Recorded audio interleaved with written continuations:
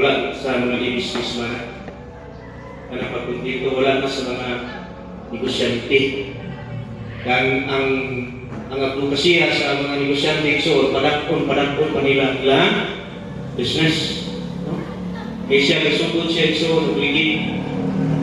Balik sa job, yan inuhan, ibasan. Ngayon, balik yan. Siguran. No? Kaya, mahal. Kasunod, ngumpra siya grilo diya sa food shop, yung krahon, i-post na sa Facebook. Nani, antod, ngumpra siya putol.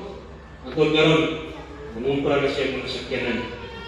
Milyon na iso, edad na 21, milyonaryo na siya. Di pa na siya, i-interview siya, so wala siyang advokasya na kontento na siya. Ano man, muna-unaw ng civil living. Sa kasang naluksod ha, sa una, makikita ka sa syudad na siya.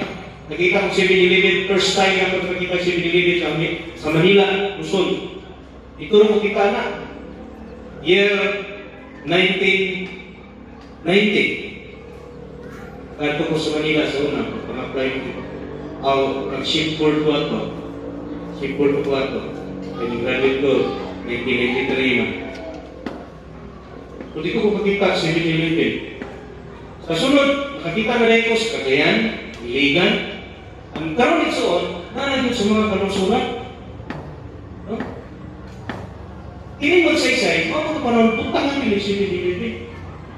Kaya lang, grabe ang tawalay ka, nagpawan. No? Ato si Kuan,